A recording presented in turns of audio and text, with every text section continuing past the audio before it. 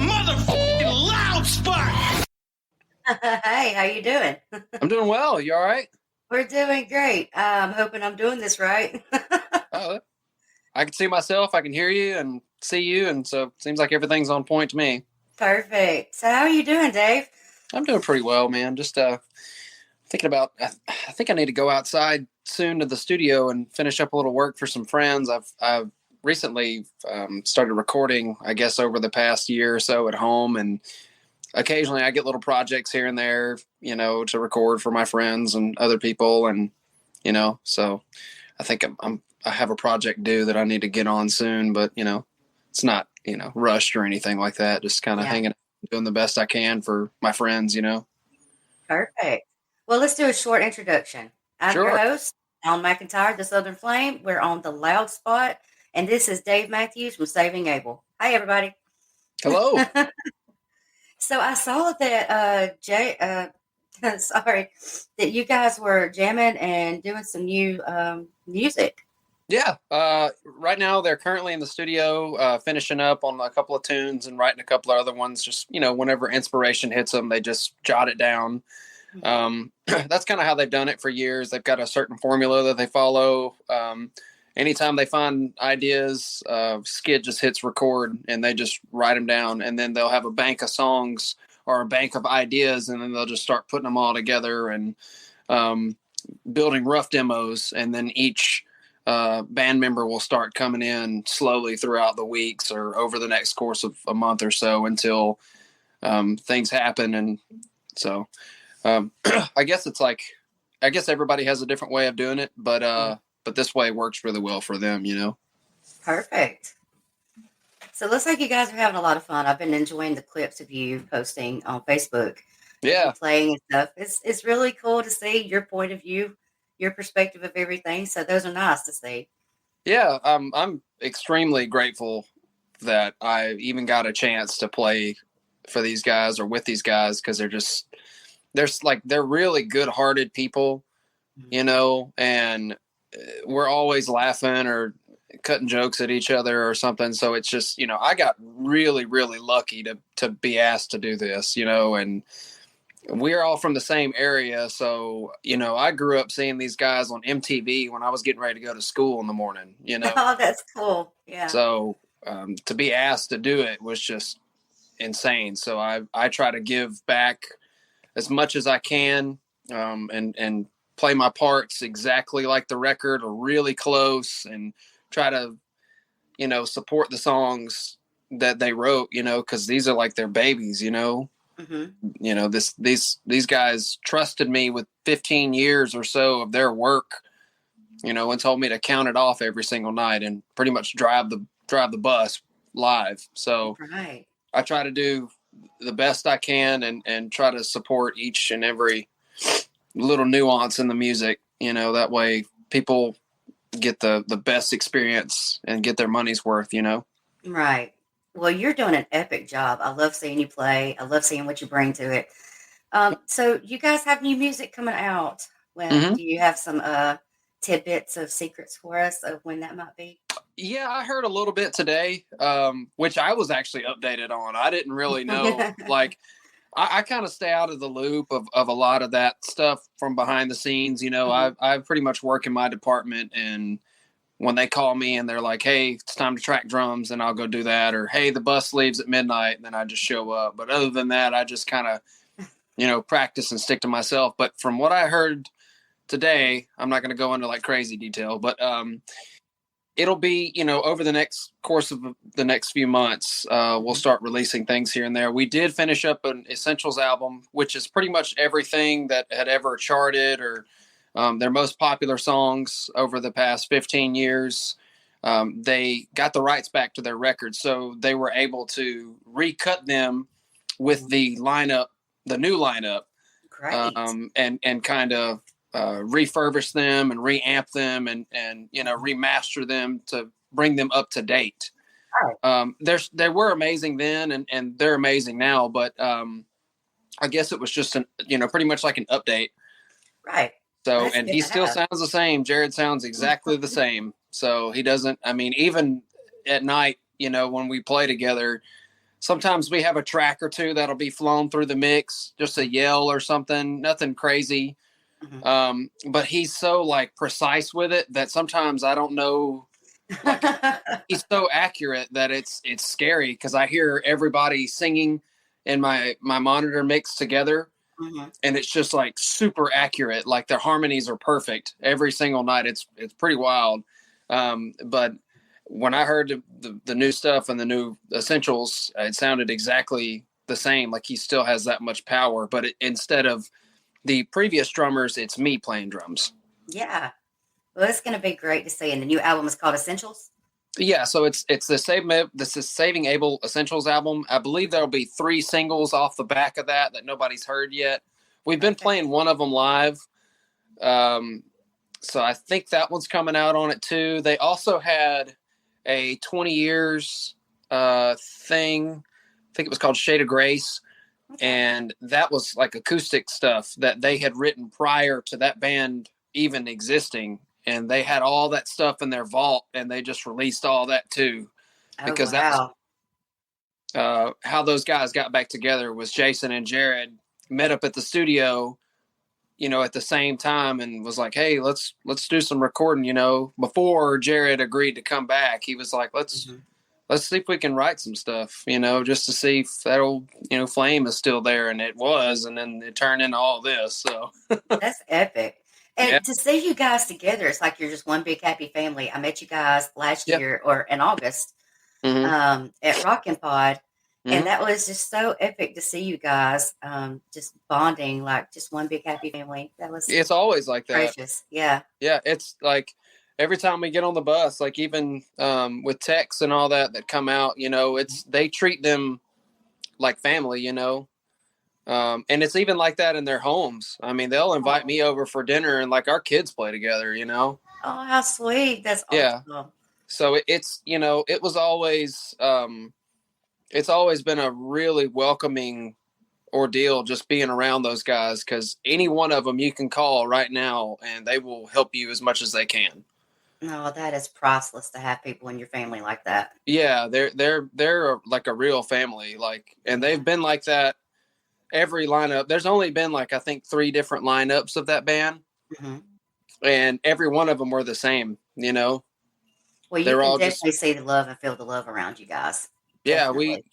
And like they're like that to their fans too.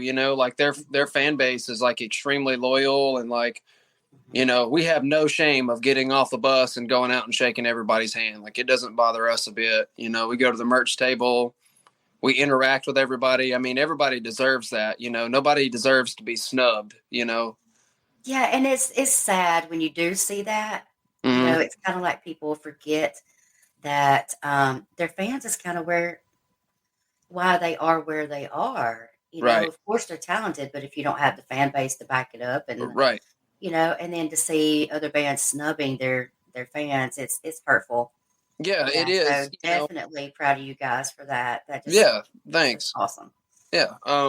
Well, all of us came from the working background. Like all of us, we've all had day jobs, so we know. I mean, I think the guitarist Jason, he like had a day job all the way up till he was like 27, 28 years old. Nice. He had a kid and a wife and everything when Saving Abel started, Yeah. And Jared, Jared worked really hard, and had day jobs and stuff. So like we understand. Hell, even me, I'm 27. I had a kid and a wife and was working a trade job all the way up until I got this gig pretty much. I mean, other than, I started playing with Lance Lopez right before I was playing with Saving Abel, and I was very fortunate enough to be able to kind of do a side hustle and play gigs to make a living for a little while before I joined the band. But like, other than that, no, we've all had, normal jobs all the way up until Saving Abel, and so the way we look at it is, I mean, these people, they get away from their day jobs to take a break to come see us. The least we can do is go say hello to them and make their night or their weekend. Like I remember meeting my heroes for the first time, and I was sometimes stunned and speechless. And sometimes, my heroes didn't want to meet me. They kind of, I've had my heroes break my heart before, but it's okay. I mean, being a musician, you develop thick skin, but people that don't understand that, it will hurt their feelings, and we're not about that. Yeah. Yeah, We're it very does hurt positive. your feelings. Yeah. Yeah. And it's glad to see. And are you guys planning on doing anything like the Rockin' Pod again this year? I'm not really sure. Mm-hmm. I remember attending Rockin' Pod actually. Mm-hmm. I was there this past time with Saving Abel, but I was there the year before just as a visitor.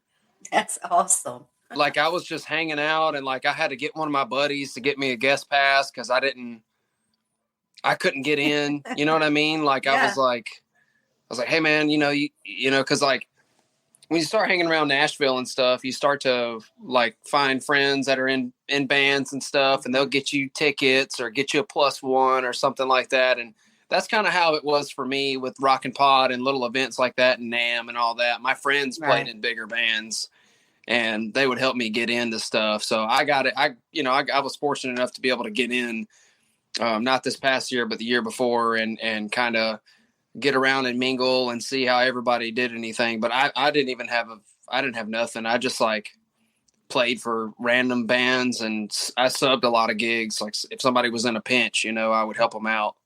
And look where you are today. Yeah. Like I said, I'm just really fortunate to be able to do it, especially, at this caliber, I mean, I wake up in a different state in my bus every night, like it's wild. And I don't take any of that for granted at all. Like I'm super grateful. And, another thing that I got lucky about was I like all the songs. Yeah. It makes a big difference. Yeah. Yeah. I like every one of them. Like they can hit me with a B-side and I'll know it, like when I went into their rehearsal, I think I knew 22 songs and they only needed me to learn like 12. I learned like most of the catalog because I already knew all that stuff. Overachieving. That's great. Yeah. I was learning songs that they didn't even remember the words to. What about this one? And do what? That's epic. Yeah, they were like, I'm like, what about this one? And they're like, dude, we've never played that one live. And I'm like, what about this one? And they're like, I think we played that in 09, 08 on the Nickelback tour. Wow, how do you know that? And I'm like, dude, I don't know. I just learned all of them. That's great. Yeah. So how long have you been with Saving Abel? And what got that started? So it's funny. So I was in Jared's band prior. So I was still working a day job, and like I was, called upon to play with him here and there. And so I met Jared. I was 24, I think, when I met Jared. And I had been playing a bunch of these little tribute nights in towns, like the grunge night or the new metal night or the metalcore night or the Rush night. I did Rush one time, Awesome. And for people that don't know how the Nashville tribute thing goes, is what happens is somebody will put together this event and they'll book it at like the Basement East or the Exit In or the Cannery or something like that. And they'll somehow find a pool of musicians, and these musicians will start sharing it and telling people here and there. And then if you get recommended for it, you get put on the list. Nice. So they'll have a list of songs that they email out to everybody, and they'll say pick 5 or pick 3 or however they do it. And you pick a couple of your songs, and they put you with random musicians. You don't even know who you're playing with half the time. Wow. And then you don't get a sound check and you don't get a rehearsal, and you have to get up and play 1 or 2 songs in front of this big crowd at the Basement East or the Exit In. And you have to like nail it pretty much note for note. And then you go on about your day. And some people I've played with, I've never even I couldn't tell you some of the people I've played with, cause I don't even remember. It happened so fast. Wow.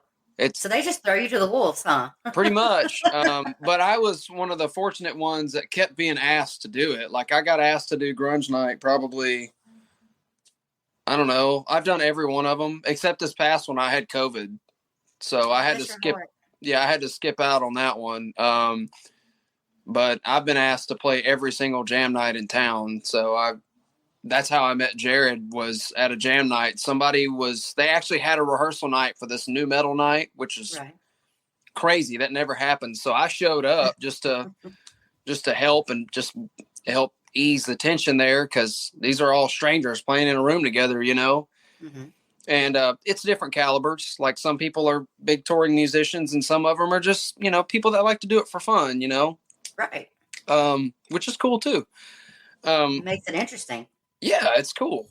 Because some people get to play with their heroes at these jam nights, I have. That's perfect. Yeah, so I got called to do the new metal thing. So I think I was doing a Poem by Taproot. Nice. And then I got called up to do Engine Number 9 by Deftones, because I'm a massive Deftones fan. So I got called by the Deftones cover band to come up and do that as a guest. So that was cool. Great. Yeah. Well, there was a song called Mud Shovel by Stained, and it was on the list. And the drummer for Stained, or the previous drummer, the last drummer for Stained, was supposed to be there for the rehearsal to do it. But I don't think they ever gave him a time to be there. He just showed up when he showed up, as most people did. And one of the guys that were in the little group, the band that made up the song or whatever, the group of 4 or 5 people, one of them had to leave. And Jared was singing the song. Nice. So they were like, well, John's not here. Does anybody know Mud Shovel on drums? And like 2 or 3 people pointed at me and was like, I bet Dave knows it.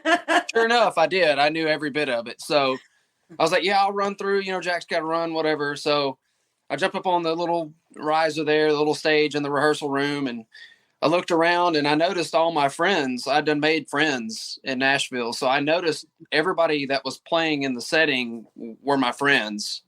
I was like, well, there's Matt, and there's Jeremy, and there's Jack. Okay, well, there's Jared Weeks. I've never met him, but that's the Saving Abel guy. Cool, right on, Yeah. And I was just prepared.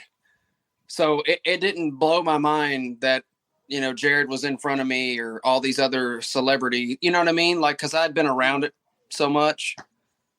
Got nerves of steel, dude. Yeah, I was just like, all right, here we go, because like, you can't, like, if you want to do it for a living and like play at a certain level, you can't be like, oh no, I'm terrified. You just have to like count it off and do it, Right. It doesn't bother me to play in front of thousands of people. It doesn't even register in my brain. I don't even like crowds to begin with. So like, so it's put up or shut up, huh? Yeah, it doesn't bother me. What are they going to do? Get on stage and come get in the way of me flailing around and potentially get hit? No. So it's okay. So I counted it off. He played it, nailed it to the floor, whatever. He kind of grinned at me, and that was it. I tried to talk to him just to say, hey, good job, dude, and I guess he was just kind of over the night. And I was like, well, I'll see you later. All right. Yeah. Okay. Yeah. And he just walked out the door and he's like, yeah, I got kids. Bye. See you later. He just kind of bailed. He was just like, I got to go. See you. And I'm like, all right, well, it was nice meeting you, man. Right. And then from there, I seen him again at the night, and John ended up getting up and doing the song live, which that's cool. And I did mine and whatever, but Jared and I, we kept bumping into each other backstage at the Basement East, and he's got a really funny Southern sense of humor. Yeah. It's like all his jokes are smothered in gravy. So I immediately got it because I'm from the same area. I literally am from like an hour from where he grew up.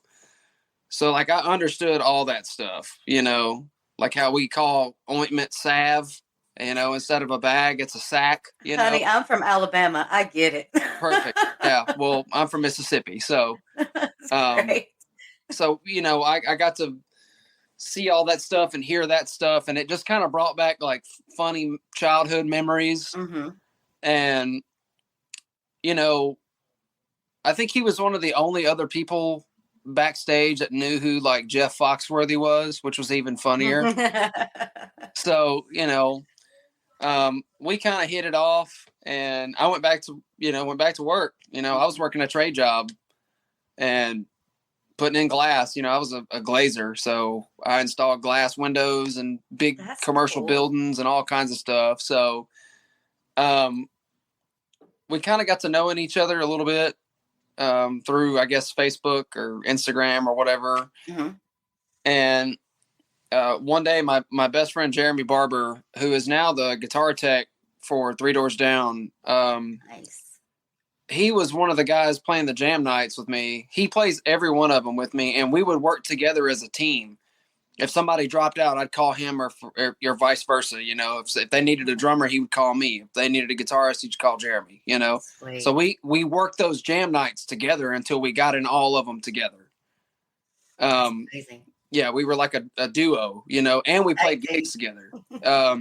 But Jeremy, he messaged me and said, hey, Jared Weeks, because he was friends with Jared, I think, but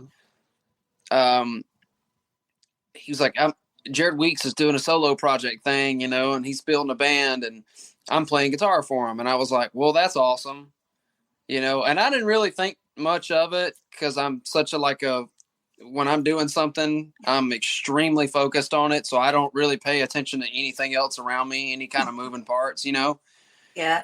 And just jokingly, I was like, well, let me know if he needs a drummer, LOL, I'll do it, And he's like, how much Saving Abel do you know? And I was like, probably 3 or 4 songs. I grew up about an hour from where he's from. So, nice. I got to see all that stuff. I remember, some of the kids I went to school with, when they had their pickup trucks, they would pull in the Walmart parking lot with like 18 days wide open. Like I heard that stuff my whole life. Mm-hmm. But I guess I don't know how exactly we got brought together all the way, but somehow he did need a drummer. Wow. And so Jeremy gave me his phone number and said, call him. So I called him and was, like, hey, Jeremy Barber said you need a drummer. I can open my schedule if you have any dates or anything. And he's like, yeah, dude, I'll stay in touch. So Jared's really bad about for my how I am anyway, I'm impatient and he is patient. So he'll give you like a 2-week window without speaking to you. And then all of a sudden he'll call you and just drop a load on you. So that's what happened. I didn't hear from him for like 2 weeks. I was like, all right, I guess I didn't. Okay, cool. And I just kept moving on because in Nashville, people, yeah, I'll call you. And they never call you. Yeah. And you're like, whatever, so I just kind of was like, all right, cool. I'm going to keep doing my thing then and playing with bands and whatever I wanted to do. And then finally he called and said, hey, we're going to get some dates going, I'm like, cool. Well, that was like March of 2020. Mm-hmm. So you pretty much know the rest from there. So nothing, it was just nothing. All the dates were just gone. Poof. Yeah. Yeah. But we did do this thing called Hello TV, which was like a live taping. Neat. Which was really cool because we only had a couple of hours to get the set list together. So it was half of his originals and half Saving Abel songs. Wow. Which, if I go back and listen to that, me playing that, I can't listen to that stuff now. Like I'm happy. I'm happy that I did that, but listening to how I played those songs versus how I play them now is like night and day. But I was very grateful to be asked to do that, and that's where I started meeting him and getting to know his family, which was a whole other thing. Yeah. They were just the sweetest people. His kids came running up to me and immediately they didn't meet a stranger. Oh. They were just like, hey, you Dave? And I'm like, yeah. And they're like, you play drums for my dad? And I'm like, yeah. And they're like, we're friends. And I'm like, oh, how sweet. I'm like, okay, cool. That's just the way they are. The whole family's like that. They're just like, we're friends now, Oh, that's Southern hospitality. Yeah, it's always it's different down here, isn't it? It is. It is. It's way different, and I've, over the years, I've been eyeballing LA for a long time, just going out there and playing in a rock band. But then somehow I ended up in Nashville, I don't know, but I'm cool with it. But yeah, we got to knowing each other and me and him hung out more than anybody else in the band. Mm-hmm. Like, I was just going to his house. And then one time we did this like random gig out in the middle of nowhere in Martin, Tennessee. It was just us two. Yeah. He was going out there to do like a guest spot for this house band. This house band was going to play his songs, you know, and he was the headliner. It was a couple of country bands, and then the house band was going to play, I guess, 18 Days and, you know, whatever else. Well, we rode out there together. It was like a 3-hour trip. I went to his house to pick up a shirt or something, and he was like, "You want to ride?" And I'm like, "Yeah." So we went, and we got to know each other on these long car rides like this. So we went all the way there, and, you know, we showed up, and our guitarist and utility guy were also in that band. So there were like 3 members of his solo band there already. We were just missing our bass player and our guitarist.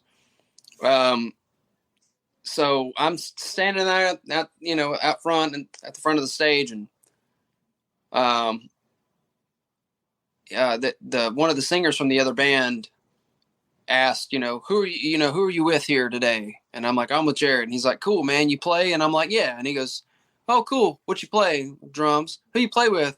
Jared. Oh, well, why aren't you up there playing the songs? And I'm like, man, I'm not trying to step on anybody's toes. If y'all want to play, y'all play. It's really not that big of a deal, man.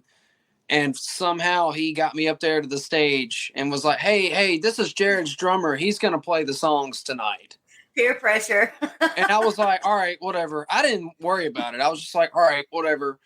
So we waited around, and and we got up there about midnight, which it was pushed. Like, we were not supposed to be on at midnight. I think we were supposed to be on at like 10.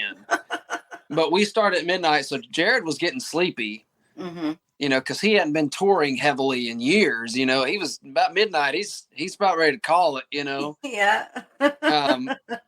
But I got up there, and man, that sound man pumped all that sound up. He just overdid it. So I hit the snare drum, and we went to start that song, and it was so loud in my monitors. I was like, why is it so loud? I'm not even hitting that hard, And it was so loud that Jared turned around and was grinning at me and was like, oh, man. And then when we got done playing, we did 18 Days and Addicted. We got done playing, and he said it was so loud he could feel it in his teeth, and it made his teeth hurt. Like, I don't know what that was. But anyway, so I drove back, and I got to know him, and we just kept hanging out over 2020. And I would go to his little acoustic shows to support him, because at that point he had become my friend, Right. like Support we were just hanging out all the time. And then lo and behold, one day we were hanging out in Murfreesboro. He was doing a little acoustic show with his side band called the Nashville Cartel. And I think he was opening for Lee Brice or one of those guys, like a country artist or something. Mm-hmm. No, I think it was Tracy Lawrence. He was opening for Tracy Lawrence, and we walked outside to get away from people because both of us have this weird crowd thing. Yeah. And he goes, man, I've been writing some songs. I've been writing with Jason a little bit. I'm like the guitar, like Saving Abel, Jason? And he's like, yeah, we just been writing some songs. I don't think it's going to be, don't think I'm rejoining just yet. We're just writing songs. And I'm like, oh, that's cool. And I didn't think anything of it still. Mm-hmm. I'm just like, all right, cool. Whatever, dude. And, like, he did that thing again where he ran off for like a month and a half and didn't say He just went ghost. He just went ghost for like a month. And I was like, okay, he just sometimes he'll throw his phone down and forget where it is for like a month. He don't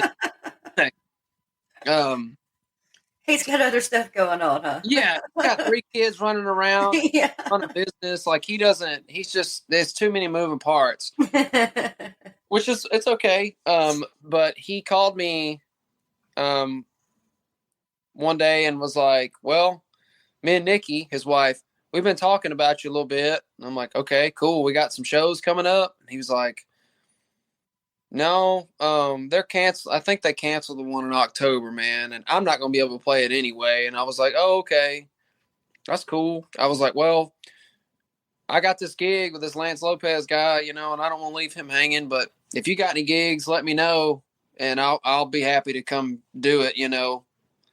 And he was like, yeah, I'll call you back on those. And then he just like didn't. He just left again for like 2 weeks, and I was like, okay. And then he called back one more time, and he said that he's rejoining Saving Abel. And I was like, as a fan and like a friend, I was like, that's awesome. And I thought he was going to get the original lineup back together, and like it was going to be this thing. And I was cool with it, I was whatever. But then he goes, well, I've been talking to Nikki, and I think you need to come with me. And I was like, to play drums? Like, yeah. And I'm like, all right. Okay, that's cool, man. Oh, that's epic. Yeah, and then he called me back a week later, and he goes, I never really officially asked you, man. You want to play drums for Saving Abel? And I was like, yeah, dude, sure. To show up. And he's like, all right, well, dude, yeah. Right back to our album, man. And we're going to record an Essentials album over the summertime. We're going to go in and get some stuff rolling. But yeah, you're pretty much in. We're going to get you talking and get you in the camp. We're going to talk to the managers and start getting the wheels rolling on this. And I'm like, all right. And he's like, go ahead and start, learning some stuff and getting some stuff under your belt and practicing and all that. And I was like, all right, cool. So I learned the whole catalog. And that's epic. Yeah, I just learned all of them. I just fuck it. I just went for it. Overkill. We're done. Yeah. I already knew like 10 or 12. I just went on and learned all the CDs. I just learned all of them. It's just better to be like that, Prepared. Absolutely. Well, I didn't know if they were going to throw me a curveball or not. He had already thrown you what, 10? Yeah. They were going to be like, this is a deep cut from the first demo. Like, I was going to have to know it, Mm-hmm. So, I learned all of them, and then I showed up to the studio after a little bit, and I did 9 songs in 4.5 hours over 2 days. Ooh. Yeah. Working man. Yeah, I just went in there and just got it. Like, I didn't even flinch, I wasn't even nervous. It was crazy. It was a very calming feeling because I guess when I'd heard Jared's voice in my ears, I was already kind of used to that. Mm-hmm. So it was like my friend was singing to me. It wasn't like, oh God, I'm so nervous. It was just like, it's just my friend Jared singing, I didn't really think anything of it. That's great how it just, just went with the flow like that smoothly. Yeah, it just flew right out. Like it wasn't even, I didn't even sweat it, I may have done like a punch on a fill here or there, but other than that, no, I did Beautiful Day in 2 takes. That's wonderful. Dave, I am so happy for you. And I thank you so much for coming on and chatting with me. Yeah. I thank you for just taking the time out and be like, hey, you want to talk? Sure. Yeah. That's epic. Thank you. I don't mind it at all. I love, just, talking about my friends and talking about my bands and trying to help and push any other musician that is looking to do it, man. Just keep your head in there and stay really positive. Don't take nothing for granted and just be really cool about everything, don't set your expectations too high, but don't forget that, dreams can definitely happen. Yeah. And don't let your ego take over. Still be human. Oh yeah, totally. You guys are so just humble, and it warmed my heart to see you with your friends at Rockin' Pod. That was just epic to see. Yeah. Just the family vibes. So that was great. Yeah, all of our family vibes. Like our kids will run up and down the bus aisles, and it's a really good vibe. But yeah, when I got done with all those songs, then they announced me as their drummer in May. But I hadn't played with them yet. So I had 2 months of I'm Saving Abel's drummer, and I had never even hit a note with him. He just trusted me. Yeah, that's great though. Announced me as their drummer. I think they let guy go. Like, I mean, it was all like bam, bam, bam. And like, it was no hard feelings or nothing. Like they're all still like that. All of them actually still communicate with each other. Oh, that's lovely. I believe even the original lineup still talk. Nice. I think so. I don't get into that stuff, but Yeah.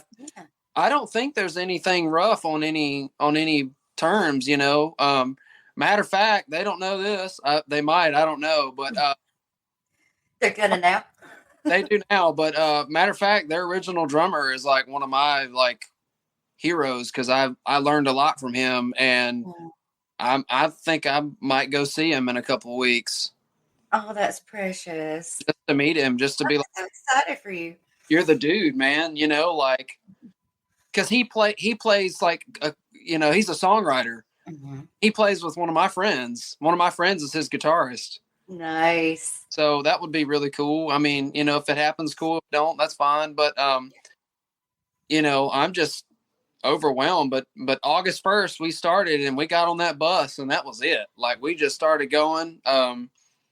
Jared said the bar is here. We're not going any lower. We have a sober bus. Mm-hmm. You know, like there are nothing crazy. Nobody parties. It's none of that. Like nice. It's really straight, you know, and the vibe is always really good between all of us. We have good communication skills. That's so important. Yeah, on stage it's like that too. Like we're just having a good time, you know. Like me, I'm really hard on myself, so sometimes it's hard for me to let stuff go. Mm-hmm. You know, like if I miss something, nobody notices but me. And you beat yourself up about it.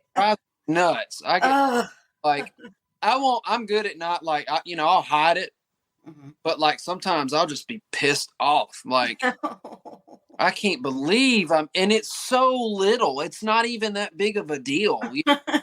So little, like nobody even noticed. But I'm like, no, he comes in on this, comes in on the end of 3, and like totally, you know, like how did I? So you're a perfectionist about it. Yeah.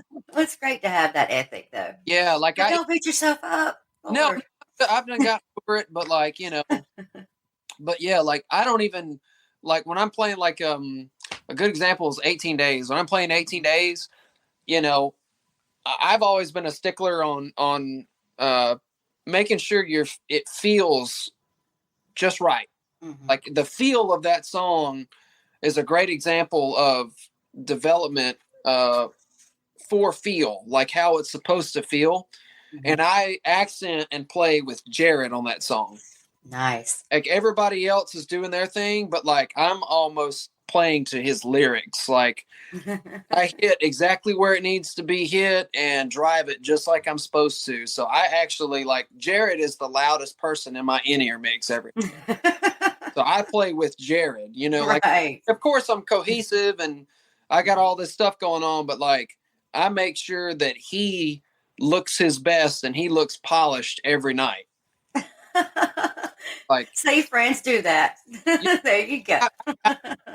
When I remember like when he called me, you know, he had let the other drummer go. Mm-hmm. And you know, he called me and told me, hey, we did this, you know, and like I said, everybody was totally fine. Everything's okay. Mm-hmm. But the only thing I could tell him was, I got it. Okay. I got it. And I got you. There you go. I got you. Like, got you back. I got you, you know, and from then on, that was the way it was. And it's still like that. I got you. Like, whatever you want me to do, I got it. And it is so hard to find people like that, friends like that. I'm so proud of you guys. Yeah. It's wonderful. But you know, on the bus, man, I feel like I learn something every 30 minutes. I learn something new all the time. Like, and I never stop learning and I'm open to things. It is a little hard for me on occasions to read the room just because I naturally I'm a talker. I'm an abrasive person. Yeah. I don't mean to be. I just, even if I hurt your feelings, like I would much rather me just be honest and hurt your feelings than bullshit you. Right. And sometimes that will get me in trouble. You wouldn't happen to be a Leo, would you? No. What are you? I'm the Aries. Aries, still a fire sign. There you go. So yeah, so I don't mean to burn you, but like if it, I would much rather you pull me out in that bus alley and tell me what I just did wrong in front of you than to to pit. And they don't do. They're good about that. They're Yeah, don't like, sugarcoat me with shit. Give it to me. no, straight. I want all the info right now in front of me. That way, that mistake isn't made anymore. Exactly, exactly. Speaking of mistakes, this is my first live show ever, All right. solo, and we are supposed to be recording, and I don't know how I fucked up, but I did. We are Well, actually live, Dave. yeah. See, that's cool though. I mean, I saw live up at the top, and I was I like, did all right, too, but I was like, wait a all minute, right, there's comments there. all right, fine. Here we go. Like, I'm okay.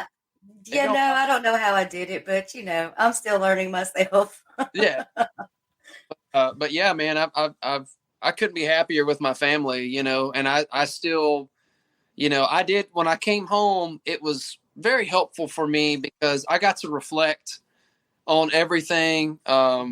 Sometimes in negative ways, like, man, I probably shouldn't have done that, or man, I probably shouldn't have said that, or, but it's, it makes me feel much more grateful now that I've had time to kind of turn it off. Okay.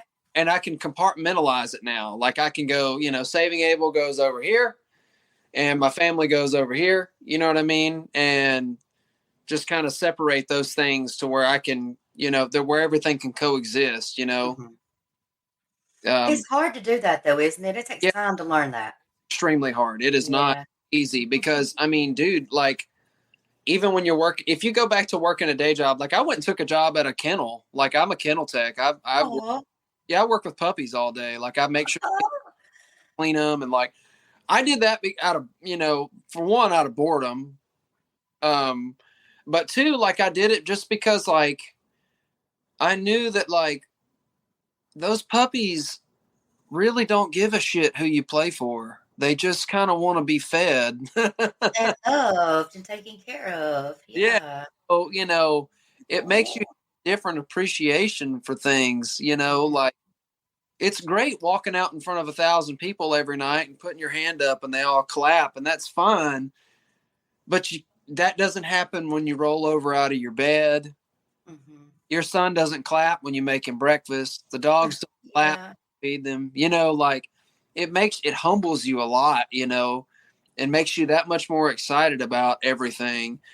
And I started going to therapy, which is great. It's not because like I'm, I don't know. But anyway, I started going and doing these like adult coloring books to slow my. That's therapeutic. Yeah, it's to slow my mind. Yeah, because I'm very impulsive. I'm like, I'm impulsive, energetic, and like really, I'm eager all the time. Mm-hmm. Like you don't have to tell me twice to do something. It's already. It's there, huh? Yeah, I'm really, really on top of stuff, but sometimes you have to be patient in order for things to work themselves out in the way that in the way that I guess you're either expecting or that you dream of, And it seems to me like Saving Abel, since we've been on this break, has improved on the back end a good bit, and it's been very positive. And every time I hear from the guys, it's always positive. Nice. Like, whether it be like a new booking agent, we got a new booking agent, a lot of good things are happening right now. A lot of good vibes. We're taking our time on the album. We're not trying to get in there and rush this thing out to get back on the road. We're actually like picking and choosing how we want this thing to work, because technically it is a relaunch. I mean, a lot of those dates that we played, a lot of those were makeup dates. Okay. They were already booked. I don't think Jared, like when we came into this, I mean, he was cool with it, but I don't think he doesn't, he wants to kind of like really take his time and get things booked properly and get everything in line to where it's worthwhile for everybody. Exactly. Yeah. Like everybody has a good time all the time. We already have such a good vibe on the bus, but, yeah, when I stopped and decided to do the therapy thing,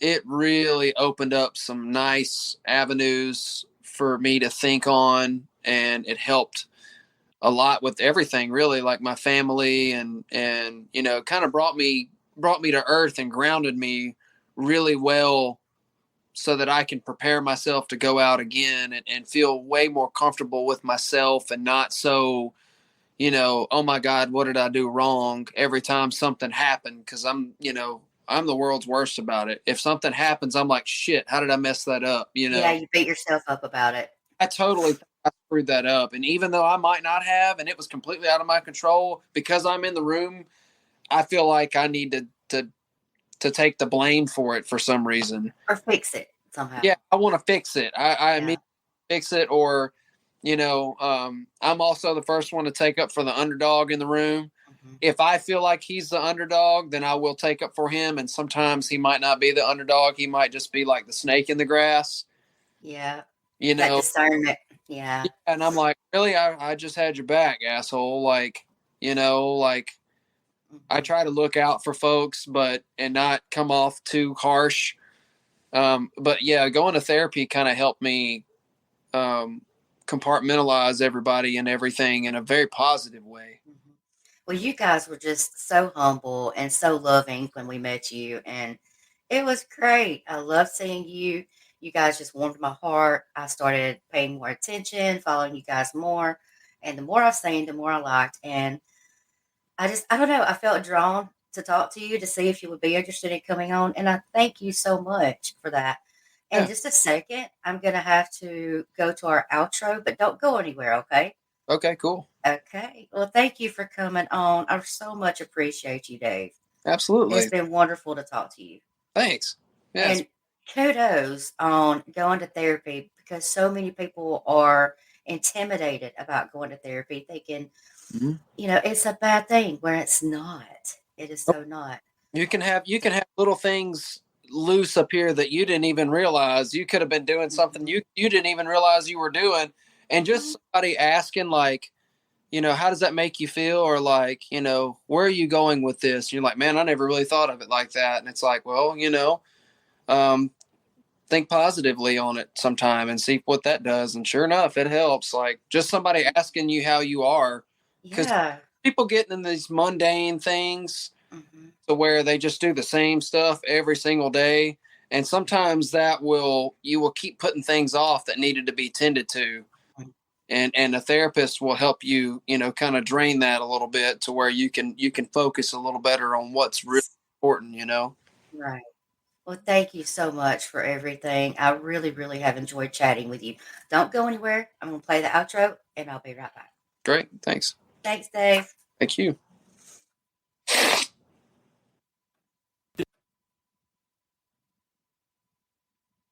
This is the Loud Spot outro by Nothing Short of Tragic. Is this all talk with no action? No. Is this my thoughts with distraction? No. Is this what I bought that's in fashion? Or is this the Loud Spot with Sebastian? Yes. Does Nothing Short of Tragic have its back again? Yes. Does everything that's good really have to end? A pin post has a pin show, so to get more episodes, make an order. This is over. Thanks for watching our video. Don't forget to click the like and share button. Don't forget to go to our YouTube and subscribe. If you want to listen to our audio and pick up some cool merch, go to www.theloudspot.net. Peace out, rock on, much love.